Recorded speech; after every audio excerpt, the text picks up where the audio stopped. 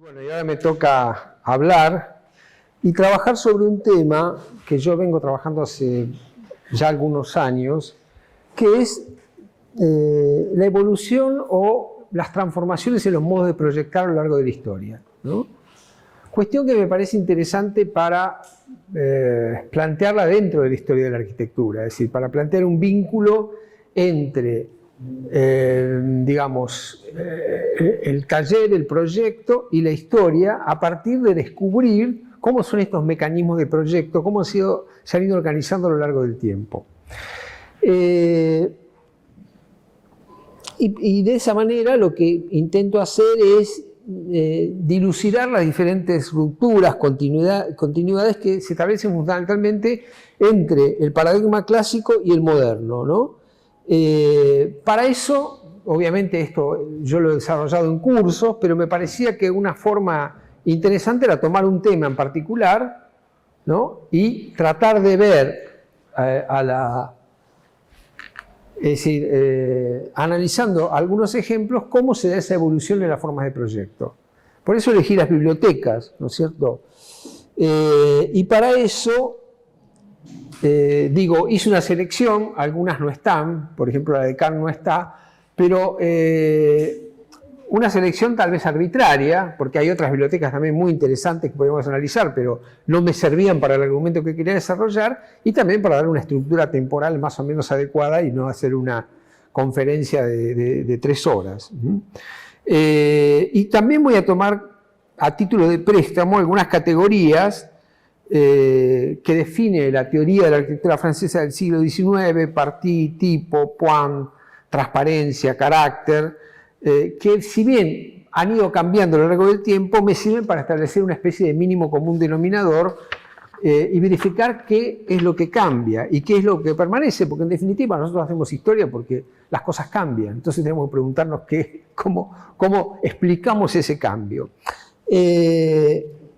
Esta conferencia además tiene un aparato erudito mínimo. Si yo tuviera que analizar cada uno de estos edificios desde las fuentes específicamente, hacer un trabajo histórico, tal vez no diría las mismas cosas que digo acá. Esto tiene un claro desarrollo ensayístico, como tal vez podría ser propuesta en un curso de historia, pero también en un curso de teoría de la arquitectura. Es decir, bueno, yo descubro que hay diferencias en los modos de proyectar entre una época y otra a partir de un tema, y bueno, no lo profundizo demasiado. Un especialista puede decirme, bueno, estás hablando de Boulez, pero en realidad Boulez hizo otro proyecto antes y esto, bueno, sí, eso puede pasar y está.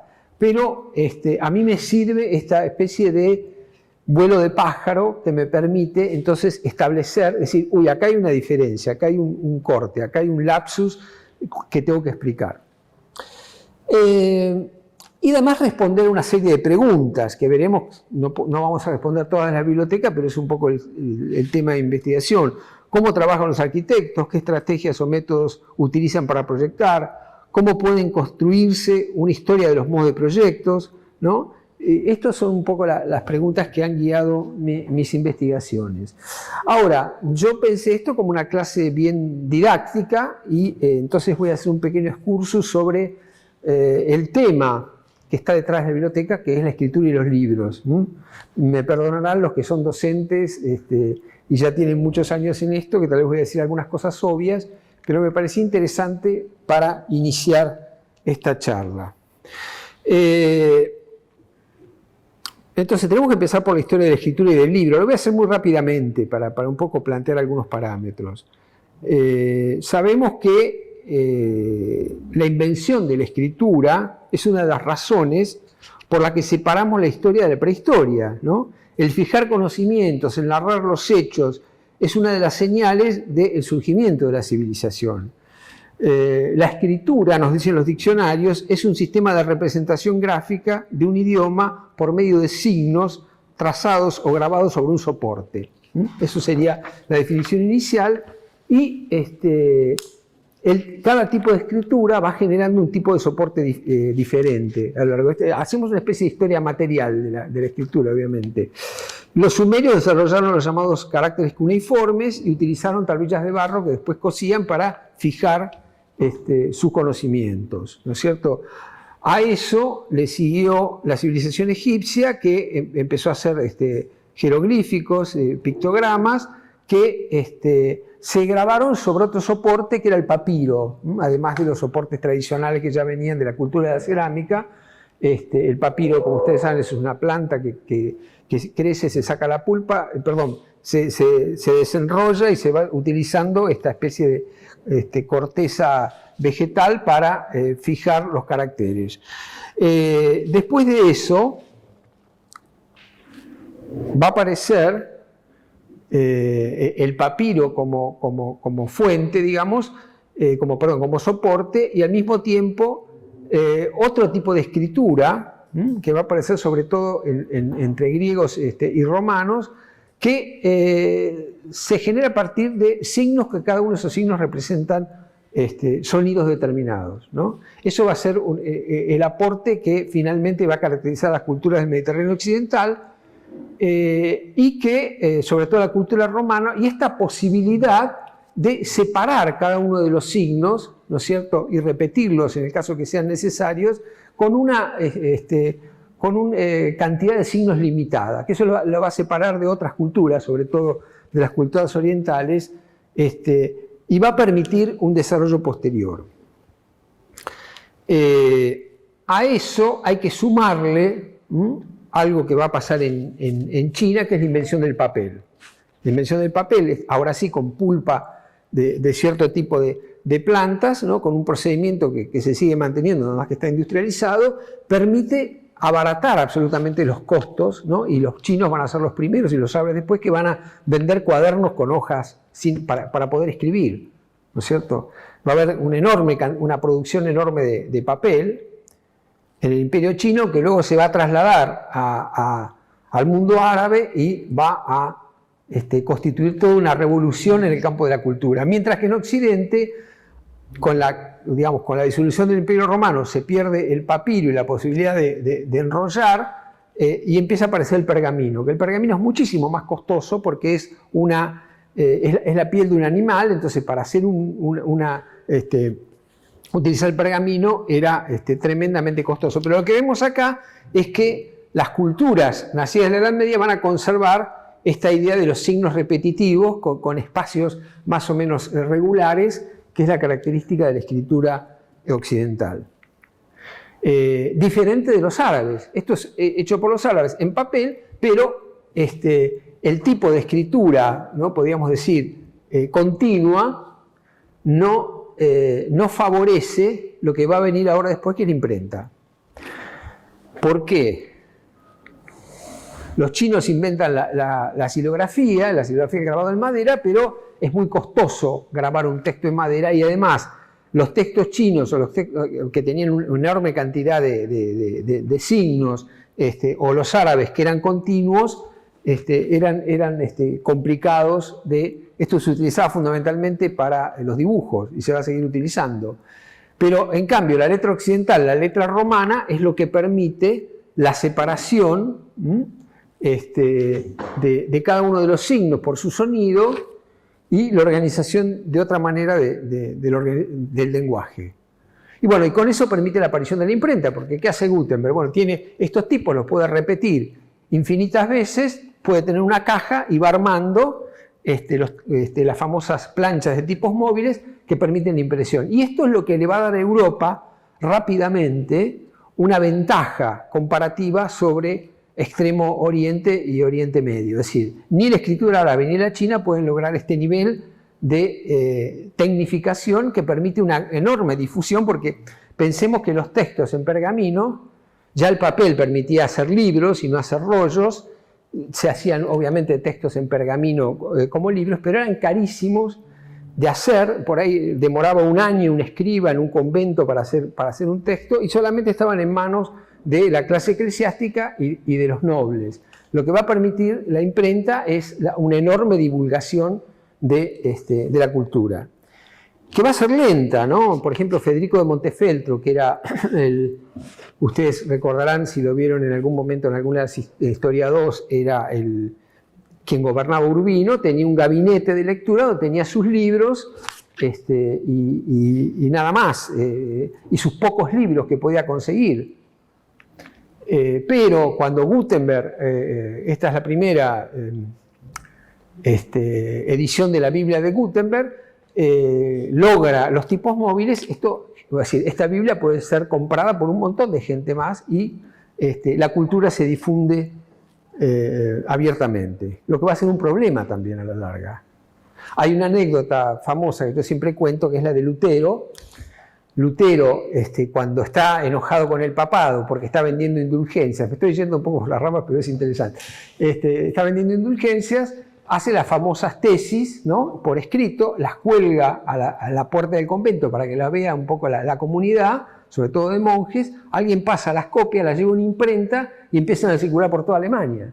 Entonces Lutero, que todavía no se había desprendido de la iglesia, le dice, mire, le escribe al Papa, yo la verdad que quería discutir con la gente del convento, esto se me escapó de las manos, ¿no?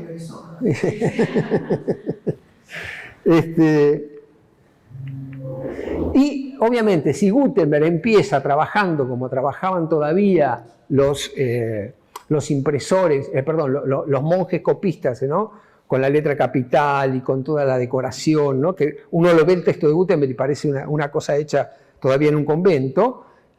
Son los italianos, sobre todo Aldo Manuzio, en Venecia, que da la primera construcción, digamos, moderna del texto en imprenta, que es esto que vemos acá. Entonces, esto produce una verdadera revolución que obviamente le va a dar, como yo decía, una ventaja fundamental a Occidente. Ahora, obviamente, el libro tenía sus espacios, ¿no?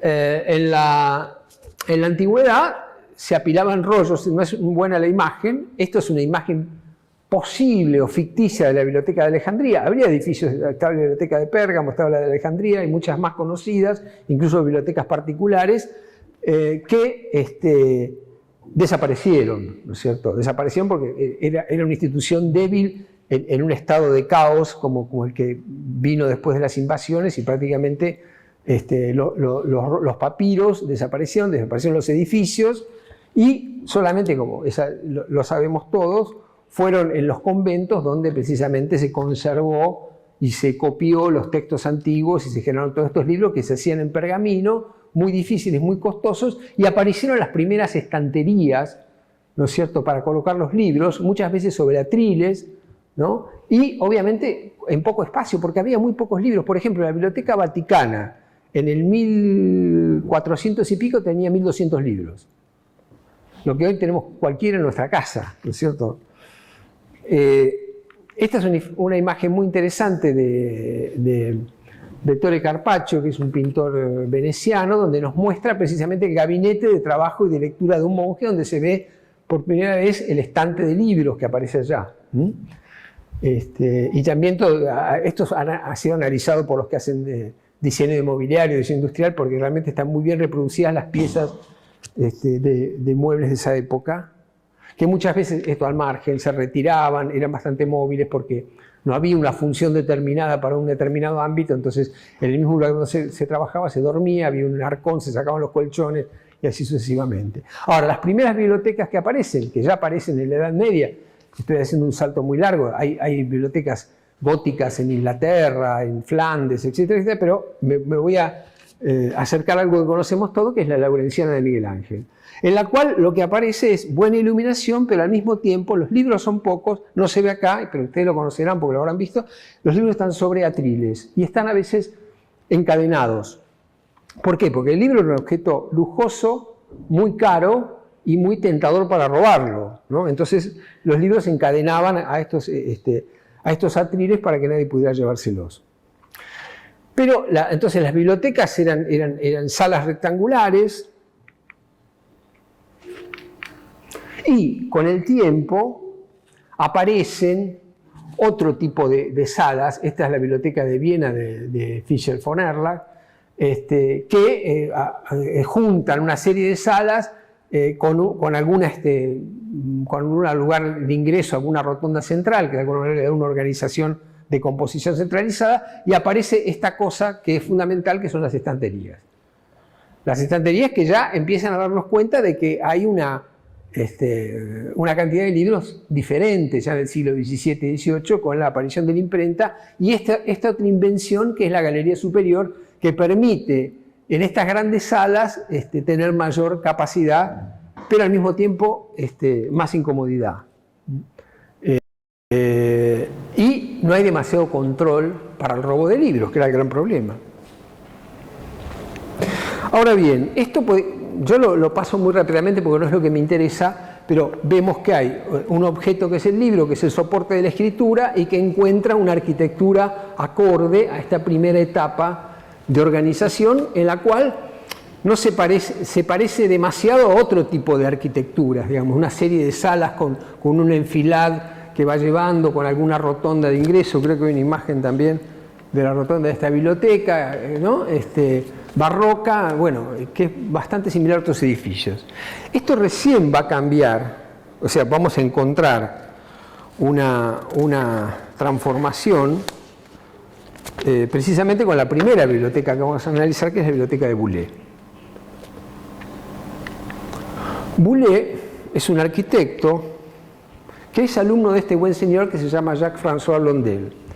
Blondel, en realidad, es quien revoluciona el método de la enseñanza de la arquitectura en Francia a mediados del siglo XVIII. Va a ser el que precisamente va a defender, yo dije de Boulez, pero habría que decir Blondel, la idea de autonomía de la arquitectura, ¿no? Que la arquitectura en realidad es un arte, como la pintura y la escultura, en el cual uno puede hipotetizar alguna cosa en particular, un edificio, ¿no? Que no necesariamente va a ser construido. No se hacen planos para construir, sino se hacen planos especulando en teoría de la arquitectura. Al mismo tiempo va a ser uno de los que va a dar importancia al tema del programa, de cómo hay que formular un programa. Ese programa tiene que ser bien explícito, tiene que estar escrito, y también va a insistir sobre la cuestión del carácter. Los edificios tienen que ser carácter, se tienen que parecer a lo que son. Una iglesia se parece a una iglesia, un cementerio, una cárcel, una cárcel. No hay que cometer equívocos en eso y es, dirá después Catherine Mackenzie, el arte más difícil para los arquitectos. Bien, estas son un poco las enseñanzas que da Blondel a sus discípulos y ahí se destacan dos personajes que alguna vez los habrán visto que son Boulez y Ledoux. Vamos a analizar solamente a Boulez. Boulez es un personaje que vemos en esta otra imagen que tiene una carrera docente muy importante, va a ser como el discípulo docente de Blondel, pero además una carrera bastante burocrática, en la cual puede hacer muy pocos proyectos y construirlos realmente.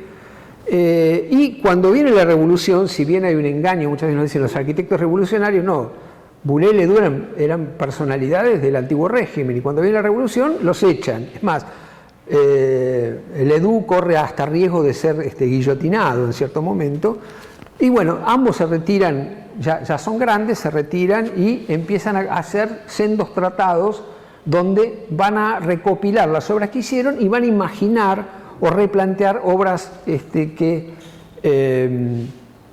habían proyectado de alguna manera y que no se habían hecho, o directamente proyectos nuevos.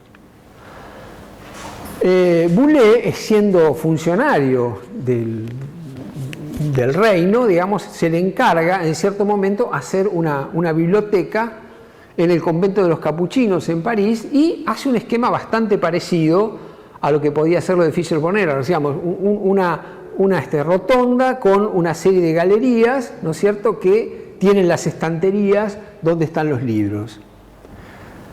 Problema que van a tener siempre las bibliotecas, porque obviamente si yo tengo que poner estantería, tengo que poner ventanas. Ahora, si no tengo ventanas, no tengo luz, no puedo leer los libros, ¿no? Por lo tanto, ese es un problema permanente en el juego de la construcción de la biblioteca. Este proyecto es desechado. En realidad, a Boulez también lo desechaban un poco porque él tenía esa costumbre del gigantismo ya como proyectista y sus proyectos se los veía como irrealizables. Entonces se le encarga un nuevo proyecto que es precisamente que nos interesa a nosotros, que va a ser en el Palacio de Mazarino, en París, de cubrir un patio con una gran biblioteca real, que es esto que vemos acá. Y ahí Boulez trabaja a la manera que trabajaba Blondel. Dice, bueno, hay que tener el programa, pero tenemos que preguntarnos qué es lo que queremos hacer.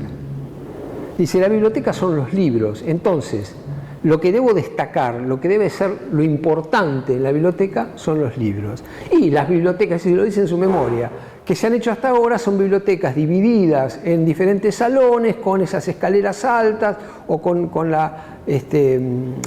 el recorrido superior, y que los libros son fáciles de robar, no se pueden controlar, no tenemos la magnitud de lo que es la biblioteca. Entonces, ¿yo qué voy a hacer? Voy a hacer un anfiteatro de los libros, dice él. Entonces, lo que hace, para mí es interesantísimo, este famoso dibujo que todos conocerán, hace un anfiteatro donde va a colocar todos los libros de la biblioteca, lo que nos va a dar una imagen sublime, como hubiera querido Boulet, de todo esto, y le va a colocar por encima una bóveda de cañón corrido, que es la típica estructura de la terma. Entonces, ¿qué es lo que hace Boulet? Boulet en ese sentido vuelve a la concepción albertiana de la yuxtaposición. Como no tengo un tipo para este edificio, lo construyo superponiendo otros tipos. Tengo la bóveda termal, tengo el anfiteatro de libros y le coloco en el frente un arco de triunfo. Que sobre el frente hay discusiones porque hay varias fachadas, él ensaya varias fachadas para esto.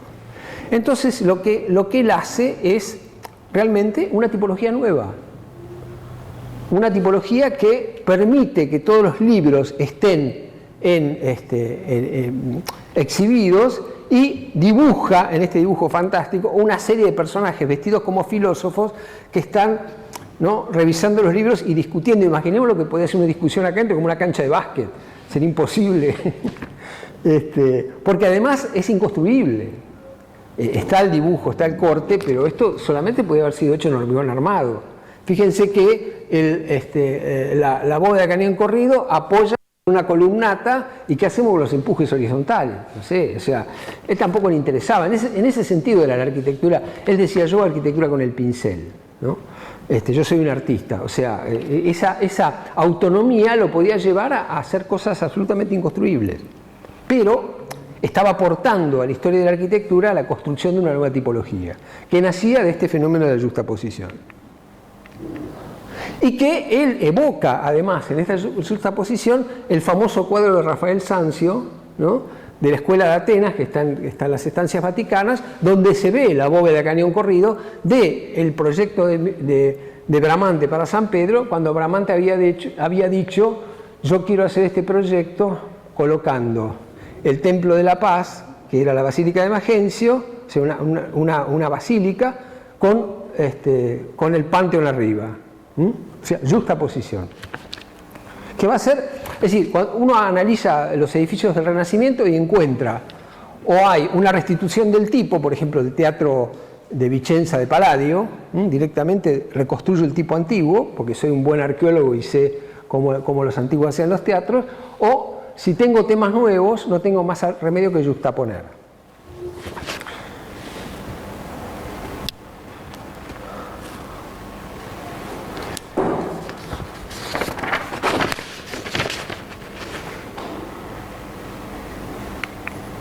Esta es una de las fachadas posibles. Como ven, hay una evocación de la antigüedad, pero al mismo tiempo hay una gran experimentación.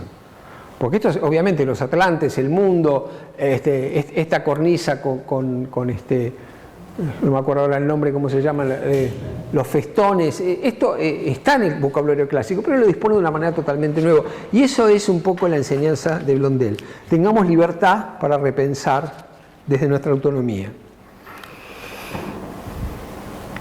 La siguiente biblioteca, y han pasado muchos años, creo que más de 60, 70 años, es la que va a ser, una de las que va a ser Henri Labrousse.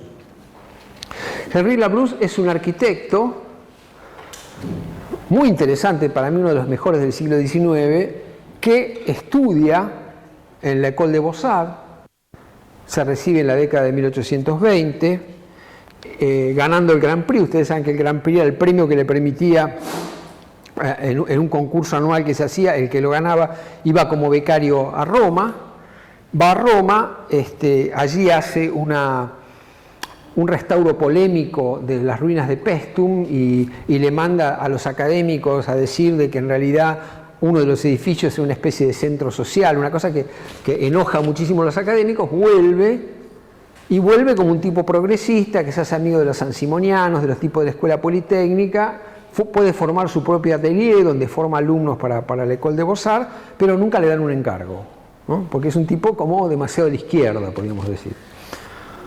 Pero es un gran proyectista, un gran dibujante. Fíjense, este es un proyecto que él hace, a mí me pareció fantástico, cuando se hace el concurso en 1840 y pico para la tumba de Napoleón, y él lo que propone, porque además es un exhaustivo, es decir, él va en Italia a hacer relevamientos de un montón de ruinas, sobre todo de ruinas etruscas, tiene un vocabulario y un conocimiento de la antigüedad muy exhaustivo, y hace una especie de tumba, parece tumbas etruscas, donde aparece un escudo con una serie de águilas que parecen levantar vuelo como para elevar el alma del emperador que yace ahí. O sea, es una cosa absolutamente fantasiosa, imaginativa y romántica, ¿no es cierto? Porque además, obviamente, toda esta generación es una generación romántica. Bueno, promediando su vida, sin encargos, le van a hacer un encargo, precisamente, que es la Biblioteca de Santa Genoveva, que está en el barrio latino, que está en el lugar al lado del Panteón francés, en la plaza del Panteón. Y él ahí va a ser su momento de revancha para crear un edificio realmente extraordinario, que es esta biblioteca, donde replantea otra vez el programa de la biblioteca. ¿Por qué? Porque él estado en Italia, él conoce en realidad que los italianos son los que están inventando la bibliotecología. Hay un tipo que se llama, lo tenía acá anotado, Leopoldo de la Santa, que hace un tratado de cómo tiene que ser una biblioteca moderna. ¿Cómo tiene que ser una biblioteca? No, todos los libros a la vista, no.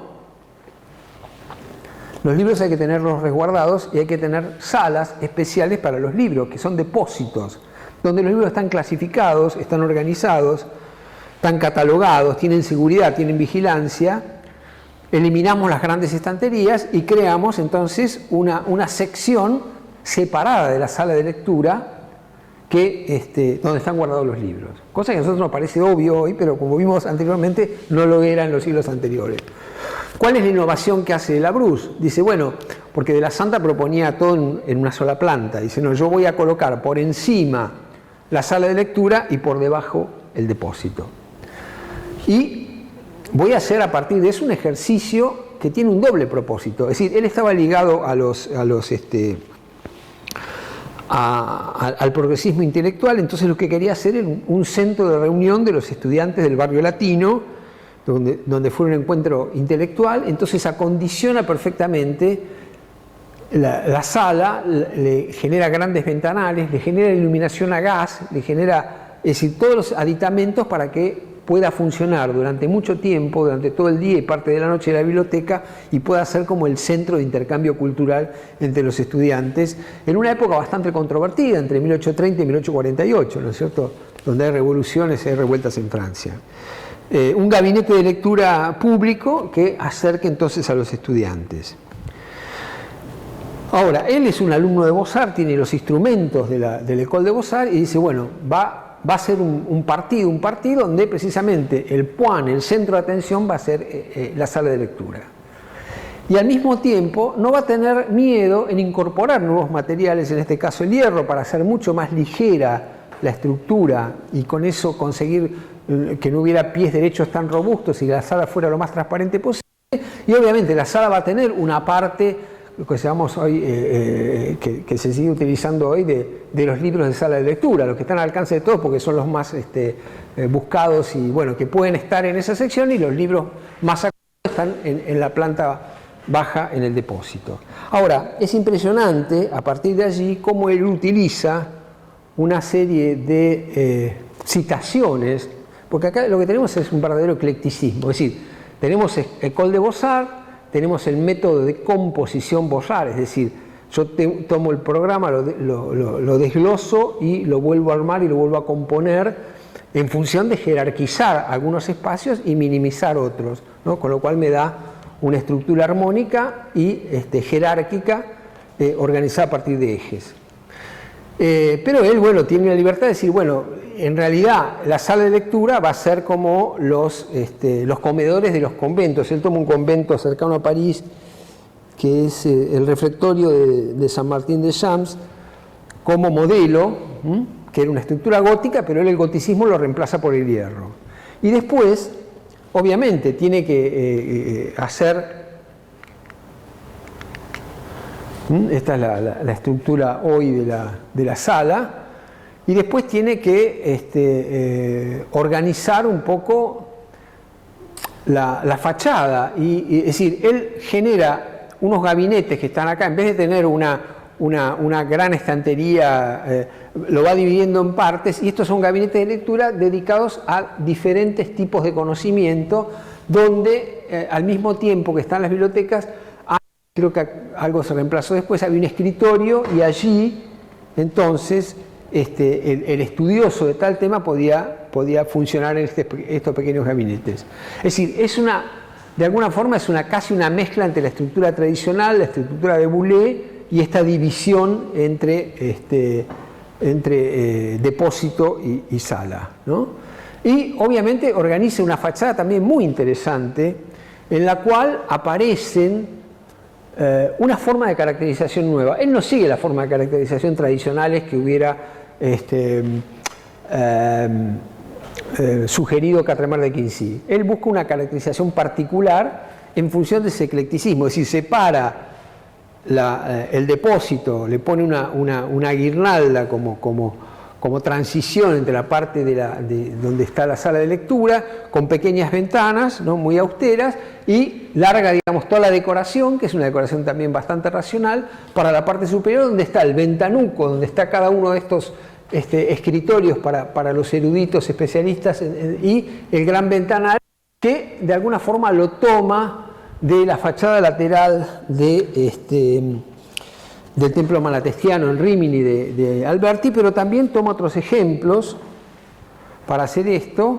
Acá vemos la fachada completa del Banco Mediceo de Michelozzo o el Trinity College de Rennes, que son edificios que precisamente tienen un basamento ciego y una gran iluminación en la parte superior. Y también algunos elementos de la biblioteca marciana de Sansovino, es decir, él va mezclando todo, no tiene ningún problema, y después decide caracterizar la fachada principal con una especie de cartelas que tienen los nombres de los personajes que están, o los autores que están en la biblioteca. Con lo cual, obviamente, podemos decir, bueno, podemos reconocer que es una biblioteca, pero no sigue los cánones tradicionales que hubieran seguido los arquitectos más tradicionales, ¿no?, podemos decir.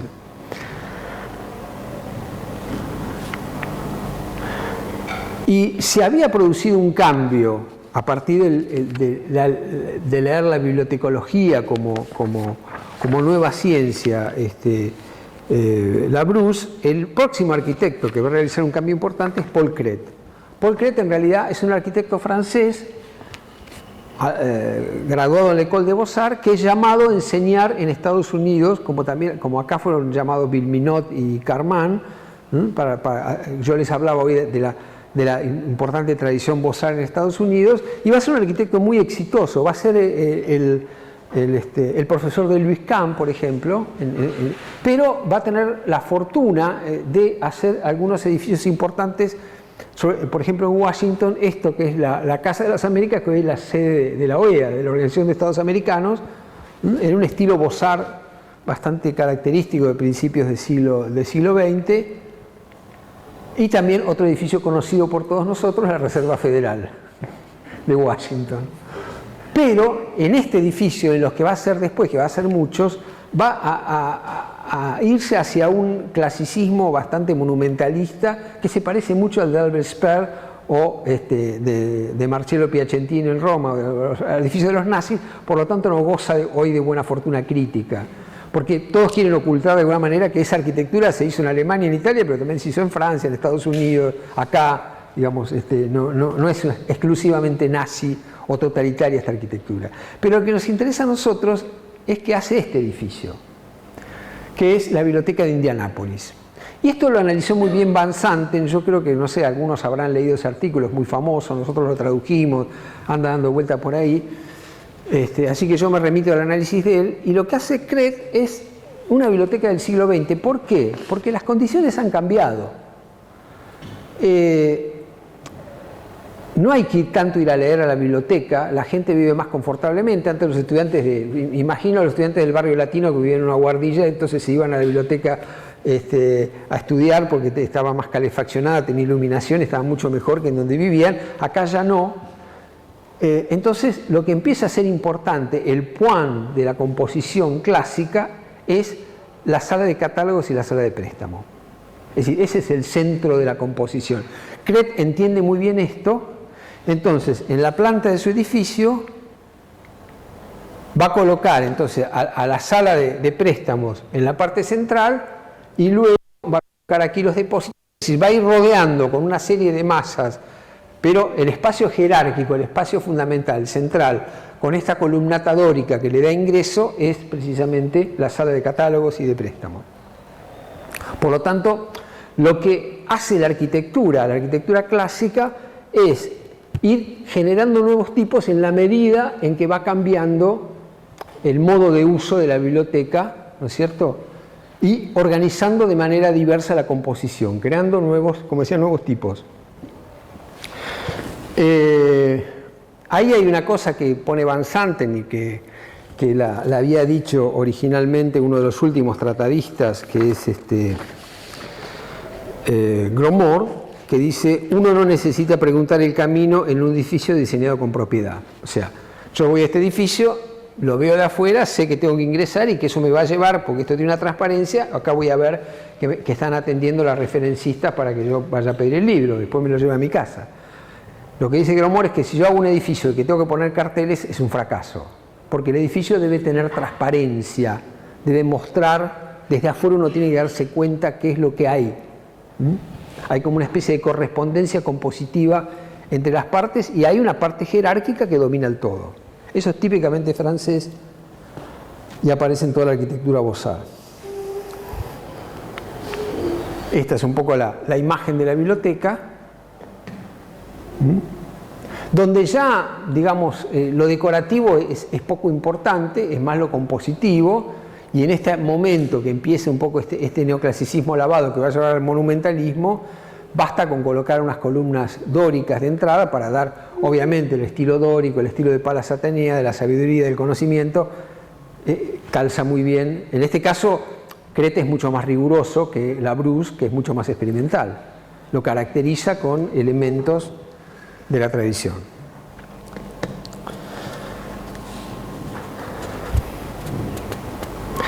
Y ahora tenemos que saltar a la modernidad. No hay más remedio, estamos en 1920 más o menos, y la próxima biblioteca es obra en parte de este buen señor, que la hace con Gustavo Saavedra y Juan Martínez de Velasco, que forma parte de un proyecto mucho más ambicioso y mucho más vasto, que es la ciudad universitaria de la UNAM, ¿no?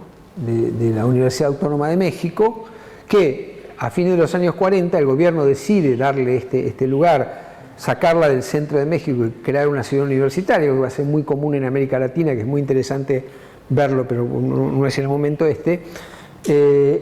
bueno, entre varios arquitectos se reparten los encargos, y le toca a este buen señor, O'Gorman, que había sido un arquitecto en origen muy apegado al racionalismo funcionalista de los años 20-30, hace su casa, hace la famosa casa para Frida Kahlo y ¿cómo se llama? Sí. Pero después tiene una etapa en la cual empieza a trabajar, sobre todo él es artista plástico, en pintura, en bajorrelieve, en escultura, con lo precolombino. Y es ahí que en el seno de esta gran, digamos, aparato que es el campus de la UNAM, va a hacer el edificio fundamental, simbólico, que es la biblioteca de la UNAM. Ahora, acá nos encontramos con otro problema. También ha cambiado nuevamente la forma de leer, no de leer, pero sí de la cantidad de libros. Después de la Segunda Guerra Mundial, digamos, es exponencial el crecimiento de la industria editorial y de la cantidad de libros. Por lo tanto, algo que en la biblioteca de Cret estaba por ahí muy articulado, armónicamente organizado con el resto, que eran los depósitos, crecen de una manera enorme.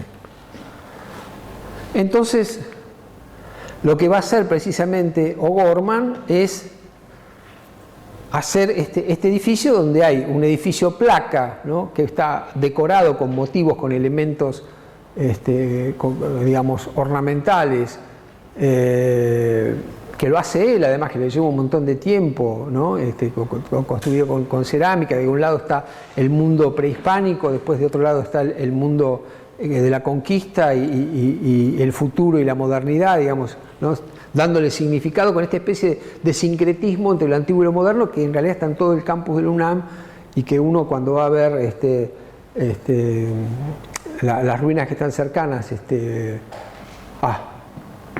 no me sale ahora el nombre, Teotihuacán. Teotihuacán, es decir, es un poco, bueno, el gran edificio objeto con grandes esplanadas, ¿no?, ¿no?, monumentales, que generan estos espacios abiertos. Bueno, el campus de la UNAM está concebido de esa manera, y este es el edificio símbolo. Ahora, obviamente es una transcripción, en definitiva, de un tipo ya existente, que era el del pabellón suizo, que permitía y que se hizo también con variaciones para el Ministerio de Educación de Río de Janeiro y muchos edificios más, que permitía aunar, digamos, una base, un basamento más orgánico con un edificio de lámina, ¿no? En este caso el edificio de lámina, precisamente como son depósitos, se hacen de manera opaca y permiten entonces esta digamos, decoración, digamos, ¿cómo podemos decir? ¿Cómo podemos calificarla? Porque además ha sido muchas veces denostada, sobre todo por la primera crítica, ¿no es cierto?, pero que de alguna manera quiere generar un sincretismo entre la cultura precolombina y la modernidad, ¿no?, que es lo que tiene que ser México. Ahora, este es el modelo, ¿no?, que se va a expandir en la segunda mitad del siglo XX como el modelo de biblioteca a nivel internacional. Por supuesto hay variaciones, hay cambios, pero digo, es un paradigma, sobre todo para América Latina, de lo que tiene que ser una biblioteca, ¿no? Es decir, fíjense cómo se trabaja la piedra volcánica, la cerámica para generar todos estos bajorrelieves o figuras pintadas, ¿no?, que denotan un poco esta conjunción entre el aventanamiento moderno y la tradición precolombina.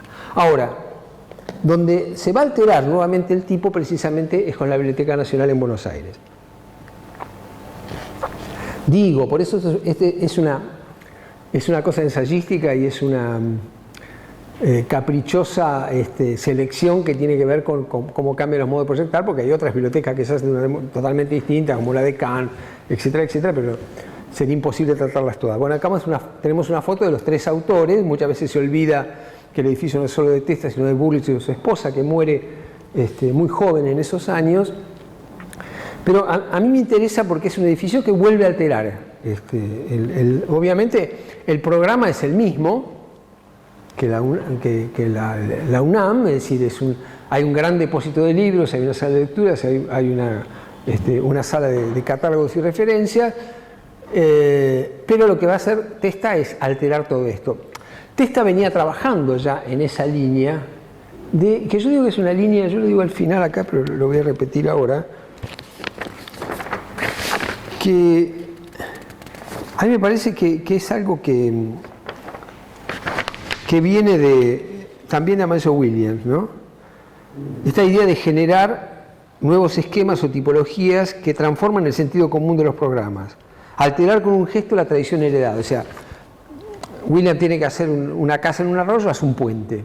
tiene que hacer un edificio en altura donde... Entonces, bueno, en vez de ir haciendo una estructura trilítica donde va apoyando las losas, hace un pórtico y cuelga las losas, ¿no? Digamos, esa idea de que además en el problema está la resolución, ¿no? Es decir, yo tengo un problema, de mirar ese problema y darlo vuelta, saco la solución, aparece también acá. Es decir, bueno, yo tengo un edificio burocrático que es un banco, lo tengo en una zona además que tiene un carácter cerrado, pero yo quiero hacer una estructura transparente, bueno, invento esta especie de superestructura que me va a generar, digamos, una especie de pórtico de estos aparatos y de vigas, y de ahí voy colgando las diferentes bandejas que están arriba. Y bueno, puedo verlas en la medida que atravieso el banco, pero como tengo un contexto bastante caracterizado, invento esta textura con agujeros que me permite muy acertadamente dialogar con ese entorno histórico. Bueno, esto es lo que está en la cabeza de Testa. Obviamente Testa creo que son sus mejores proyectos porque además los hace en conjunto con otros arquitectos. Esto lo hace con Cepra, los otros lo va a hacer con Bullrich y con Alicia Casaniga, ¿no? Y detrás de todo esto está todo un fenómeno internacional que se está dando, que es esta especie de brutalismo estructuralista, digamos, por idea de estructura, latinoamericano, que se va a producir en esos años y que va a dar ejemplos como el edificio de la CEPAL en Santiago de Chile o el Museo de Antropología, ¿no? Edificios que utilizan, digamos, la gran dimensión y la capacidad tectónica para unar un poco naturaleza y tecnología, ¿no? Hay muchos ejemplos más, pero bueno, simplemente digo esto, y ahí aparece entonces la biblioteca. Gana el concurso, pero precisamente haciendo un gesto de alteración absoluta del programa. Y si uno mira el tercer premio, que es el de Soto y Rivarola, hacen la Biblioteca de México, se hacen una gran línea de depósitos, un basamento donde está la sala de lectura, que es bastante razonable. No, Testa lo que va a hacer es, y eso lo conocemos todos, mandar, que es una jugada muy arriesgada, mandar los depósitos al subsuelo, ¿no? Y con eso volver a jerarquizar la sala de lectura y los elementos, digamos, de sala de catálogo de referencia se van diseminando, digamos, en el resto de la estructura. Lo importante pasa a ser la sala que, elevada, permite una relación entre la arquitectura, la ciudad y el río y el paisaje. Entonces, estamos frente a un tipo de alteración que Marina Weissman dice una frase que a mí me gustó mucho, que dice: opera con una ingenuidad primaria, intentando resolver cada tema como si no existiese para el caso en cuestión cientos de soluciones precedentes, ¿no? Es decir, es como que, y ahí aparece el test artista, es como que revertirlo, darlo vuelta, o sea, no se aleja, fíjense que ni O'Gorman ni el grupo, ni Testa se aleja de la idea de partido. Hay un partí, pero ese partí, y en ese sentido, es lo que decía para mí fue un gran referente en este caso, que es y no me voy a acordar y no lo anoté, ya me va a salir, que hizo un libro sobre el tema del proyecto, y que decía que en definitiva las formas de proyectar no cambiaron. ¿Cómo? Corona Martínez. No cambiaron tanto la forma de proyectar entre la tradición y la arquitectura moderna, ¿no? En esta forma de concebir, bueno, está el partido. Ahora, el partido original, que se crea con la biblioteca de la UNAM y que tiene que ver con el pabellón suizo del edificio de lámina, con el basamento, yo lo altero y lo que hago es el basamento lo mando bajo tierra. Y elevo, entonces, esta posibilidad de alterar, ¿no? de resignificar absolutamente, creo que es lo importante de la figura de Testa. Bien, hasta ahí estamos con la modernidad, estamos con la exaltación desarrollista de esa modernidad, como lo vimos hoy a la mañana, ¿no? En este edificio, que hubiera sido más interesante si se hubiera hecho con los parasoles, que nunca se colocaron. En ese sentido es bastante decepcionante lo que se ve, porque le daba otra plasticidad al edificio. Y llegamos a este buen señor. Y estamos prácticamente en los albores del siglo XXI. Un personaje que, bueno, viene realizando obras por todos conocidas, la Torre de los Vientos, y en determinado momento se le encarga construir la mediateca de Sendai, a partir de un concurso internacional, perdón, en 1995, que concluye con su terminación en el 2001-2002. Ahora, lo que pasa acá, y sigue pasando, es que se han modificado drásticamente las formas de acercamiento al libro y a la cultura. Es decir, él se da cuenta perfectamente que no hay una exigencia de separar recintos, de contar con grandes depósitos, sino que se puede pensar en un edificio absolutamente neutro. Porque además las cosas cambian y pueden seguir cambiando. Desde que se inauguró el edificio hasta ahora, ha cambiado drásticamente. O sea, tal vez ahora tenemos que pensar en que no es necesario un edificio de bibliotecas, sino que, salvo las bibliotecas donde están atesorados los libros, sino que, bueno, cada uno en su casa puede entrar a internet y tiene el Aleph de Borges, ¿no? Puede ver todo el universo, o también puede ver tonterías, pero bueno, es la elección de cada uno. Pero en ese momento esto aparecía como la forma más lógica de organizar este tipo de espacio. Es decir, los libros pueden estar en otra parte, lo único necesario en este caso era tener terminales que permiten acceder a ellos, un sistema abierto, ¿no? Que no posee ninguna expresión morfológica. Acá, chau idea de partido, chau idea de composición, es simplemente una serie de losas con elementos, digamos, con perforaciones, con elementos que van llevando, que son estructurales, pero al mismo tiempo son lugares donde circula, digamos, toda la información que se quiere llevar a cada uno de los pisos, y esta idea también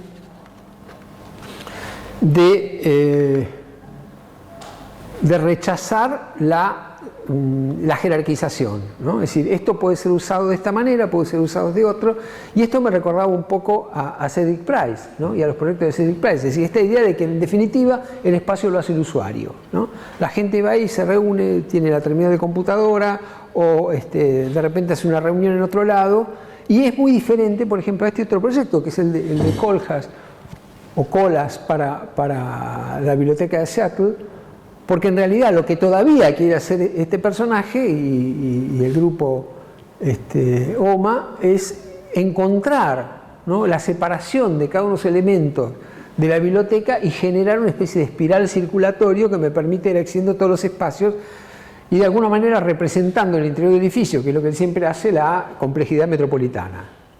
Pero en realidad está mucho más lejos de lo que está pasando, porque en definitiva, ¿qué es lo que pasa con esto? Es decir, la técnica sigue cambiando y probablemente algunos de los espacios que habían sido diseñados de tal manera tengan que ser otra cosa. Y no sabemos si están preparados, mientras que en la biblioteca de Sendai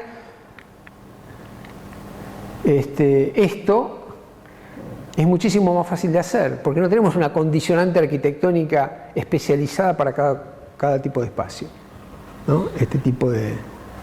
que realmente es muy interesante espacialmente como arquitectura, lo otro es una sucesión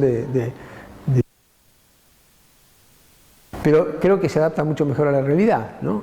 Este tipo de planta que además carece de toda solemnidad, ¿no? Es decir, no hay espacios jerárquicos, no está sujeto el usuario a hacer cierto tipo de recorridos, los recorridos los puede armar, y el día de mañana estas cosas pueden cambiar. Por eso se parece para mí mucho al Fan Palace, ¿no?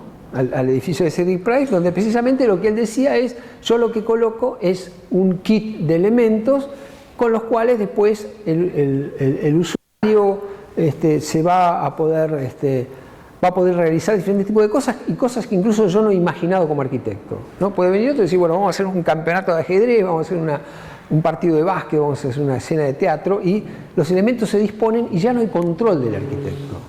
Todavía en la biblioteca sí lo hay, Pero por ahí se puede armar una cosa ahí dentro que no sea muy linda espacialmente, pero sí satisfaga a los usuarios. Y esa es un poco la idea de estrategia que está detrás de estas arquitecturas y que me parece para mí lo más revolucionario, por lo menos con respecto a este tema de edificios culturales. Es decir, el edificio pasa a ser, no es un depósito de saber, sino un nodo de intercambio, donde los usuarios interactúan y pueden cambiar absolutamente las condiciones. Por lo tanto, la idea es, tenía razón, como yo decía hoy, cuando Agres dijo, bueno, cuando apareció los proyectos de Cedric Pike pensamos que se terminaba la arquitectura. Desde el punto de vista de la idea de proyecto tradicional que nosotros tenemos, de equilibrio, puede ser abierto, puede ser cerrado, de organización, de crear tipos, de generar una jerarquía, un recorrido, parece que no va con esta otra cuestión. Y que esta cuestión se adaptaría mucho más a las condiciones del mundo contemporáneo. O sea, se adapta mucho mejor para mí Ito que Kohlhaas. Bien, y para terminar, porque no la quiero hacer tampoco muy larga y espero que haya alguna pregunta de ustedes, quería leerle el último párrafo, me parece que está mejor el escrito de lo que yo puedo decir, que hago como una especie de resumen de mi rápida explicación. Este rápido recorrido ha querido mostrar los cambios y la evolución de los modos de proyectar durante un lapso que abarca el fin del clasicismo y el desarrollo de la modernidad arquitectónica desde un programa determinado. En principio vimos cómo en el momento que Boulez plantea sus proyectos de biblioteca están dadas ya las bases de una idea de invención que puede desentenderse de una necesaria mediación de la antigüedad en la construcción del proyecto, aunque esto no quiere decir un olvido de los modelos grecorromanos a los que el mismo Boulez acude en su obra, pero con una libertad desconocida. Pero si Boulez renueva totalmente la idea tradicional de una biblioteca considerada hasta entonces como una sumatoria de galerías y cuartos con estanterías adosadas a los muros, Labrousse inaugura el tipo que vincula los dos elementos fundamentales, el depósito y la sala de lectura. La articulación de ambos espacios, desde la volumetría y el rol social que asume la sala de lectura, son las características principales de esta innovación articulada a partir de una compleja sumatoria de citas que superan la idea más básica de Boulez en relación a las referencias de la antigüedad. La ecuación cambia drásticamente cuando Paul Cret se propone construir la tipología de biblioteca del siglo XX.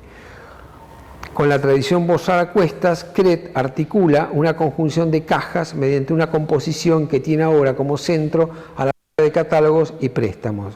Al mismo tiempo, abandona toda referencia erudita y propone una morfología simple que deja bien en claro el modo en que el edificio debe abordarse. Para O'Gorman y sus colaboradores, en cambio, la biblioteca asume una nueva dimensión, ya que el libro es el protagonista central en la segunda posguerra y desborda las previsiones que podía haber tenido Cret en relación al equilibrio de masas necesario para construir una biblioteca. Sin embargo, la idea de composición volumétrica no desaparece. El cuerpo ciego de los depósitos emerge como el centro del conjunto que ya no necesita de la simetría. La decisión de transformarlo en un hito urbano decorado es lo que lo hace aún más distintivo en relación a los ejemplos anteriores. La Biblioteca Nacional del grupo liderado por Testa nos ofrece la posibilidad de revisar el canon construido en México, desacralizar los parámetros de la tradición y reinventar desde un forzado alarde tecnológico la definición del tema. Finalmente, la Mediateca, producto de la transformación radical de los sistemas de información, nos plantea un nuevo tipo de edificio en el cual los parámetros que gobernaron el programa en los 2 siglos anteriores ya no existen. La flexibilidad elimina aquí la relación entre forma y contenido. La arquitectura como diálogo equilibrado de volúmenes ha desaparecido. La tecnología puede producir un entorno amigable, casi un bosque como aquel de Vitruvio, donde los primeros hombres comenzaron a cobijarse, pero no es necesario ahora, desde allí, imaginar una nueva arquitectura. Tal vez estos árboles puedan guarecernos más amigablemente que aquellos primigenios y nos permitan transitar rápidamente hacia una nueva Arcadia. Bueno, nada más.